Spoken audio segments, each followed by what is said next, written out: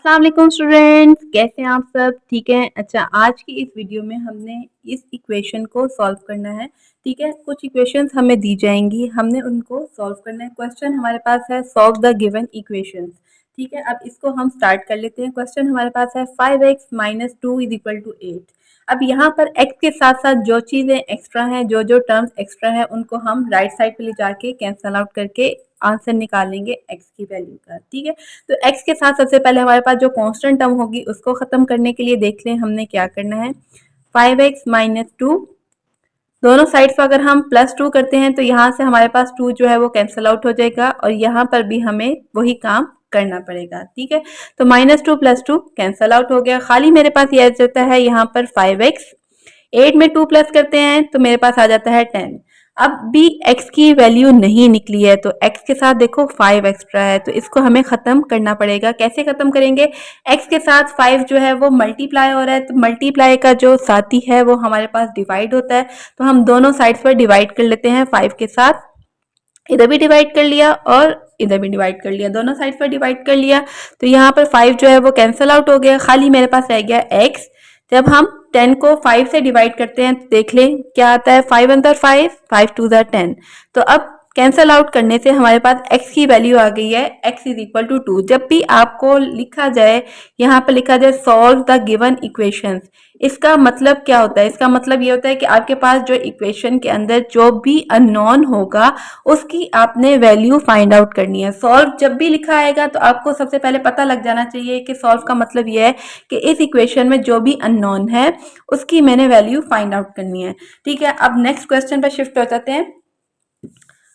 Next question का जो हमारे पास क्वेश्चन है वो भी यही है कि हमने फाइंड आउट करना है सॉल्व द गिवन इक्वेशन, यानी x की वैल्यू फाइंड आउट करनी है। सही है, तो यहाँ पे नेक्स्ट क्वेश्चन मेरे पास है 4x + 7 is equal to x minus 8।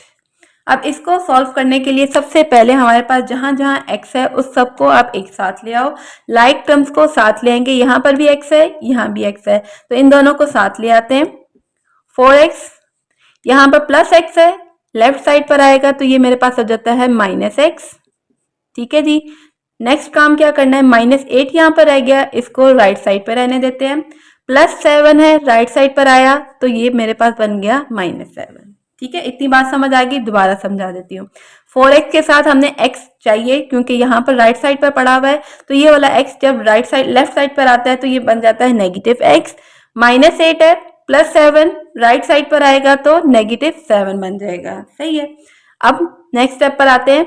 4x, यहाँ पर हमारे पास वेरिएबल सेम है तो इनके कोफिशिएंट्स को हमने क्या करना है वो हम देख लेते हैं। एक प्लस का साइन है, एक माइनस का साइन है। जब भी प्लस हो और माइनस हो तो आपने करना माइनस है, और आपने ब्रैकेट जो है वो आपका साइन जो है वो ग्रेटर टर्म का लगेगा। ठीक है, तो यहाँ पर मेरे पास आ रहा है 4, यहाँ पर x का कोफिशिएंट क्या है, 1 है। 4 में से हम 1 माइनस करते हैं तो मेरे पास आ जाता है 3, साथ में x एज इट इज रहेगा और साइन मेरे पास ग्रेटर टर्म का लगेगा, और प्लस को हम कभी नहीं लगाते। आपकी मर्जी है, आप प्लस को लगाना चाहते हो तो आप लगा लो, नहीं लगाना चाहते तो भी कोई मसला नहीं है, आपका क्वेश्चन बिल्कुल सही रहेगा। सही है जी, अब 2 माइनस होते हैं तो साइन माइनस का लगता है और इन दोनों को हमने प्लस कर देना है। 8 में 7 प्लस किया तो मेरे पास आ गया 15।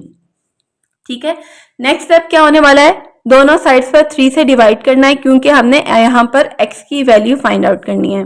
ठीक है, तो यहाँ पर x जो है वो खाली अकेला रह जाएगा और 3 जाके वहां पर राइट साइड पर डिवाइड हो गया। 3 के टेबल में 15 मेरे पास आ जाता है 5 पर, तो आंसर मेरे पास x का आ गया है -5।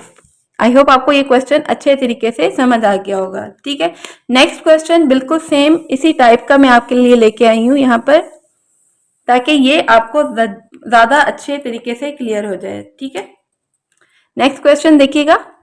5x + 4 is equal to 2x + 10। ठीक है, अब इसको हमने कैसे सॉल्व करना है, गौर से देखिएगा।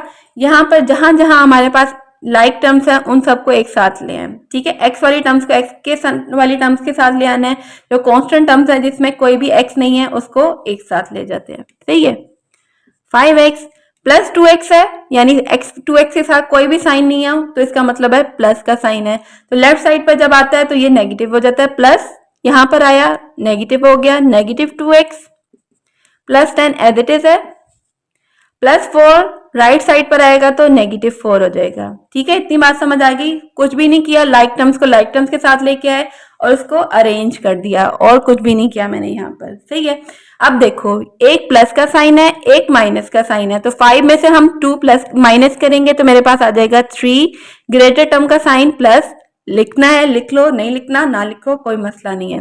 साथ में एक्स आपने लगाना नहीं भूलना। सही है, एक प्लस है एक माइनस है, करना हमने माइनस है, और साइन हमारे पास ग्रेटर टर्म का आ जाएगा जो कि प्लस है, लगाना है लगा लो, नहीं लगाना कोई मसला नहीं।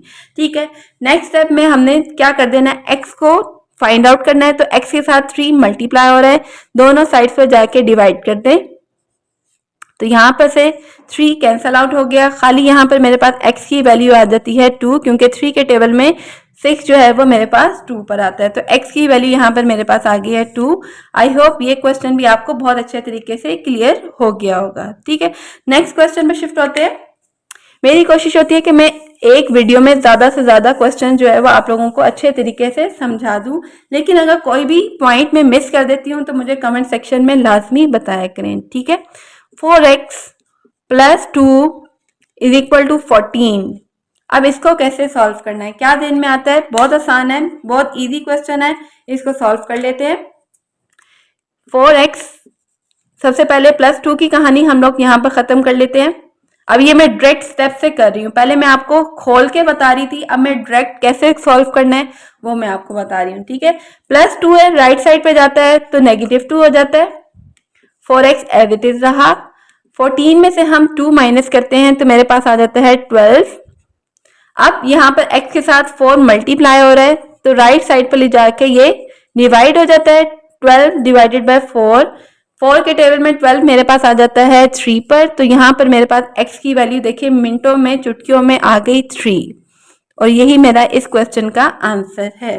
ठीक है, आई होप ये भी आपको बहुत अच्छे तरीके से समझ आ गया होगा। फिर भी अगर कोई भी कंफ्यूजन है तो मुझे आप आराम से बता सकते हैं। ठीक है जी, आई होप ये सारे क्वेश्चंस आपको बहुत अच्छे तरीके से क्लियर हो गए होंगे, लेकिन अगर कोई भी कंफ्यूजन हो तो लाजमी आप लोगों ने मुझे बताना है, ताकि मैं वो कंफ्यूजन या वो पॉइंट जहाँ पर मैंने आपको मिस कर दिया है तो मैं आपको लाजमी क्लियर कर दूँ। ठीक है, अगर चैनल पे नए हो तो चैनल को सब्सक्राइब कर देना, वीडियो अच्छी लगी हो तो लाइक कर देना, अपने फ्रेंड्स के साथ आगे शेयर कर देना। ठीक है, चलो अपना बहुत सा ख्याल रखो और दुआ में याद रखो। Stay connected and keep watching Jio maths 26। अल्लाह हाफिज़।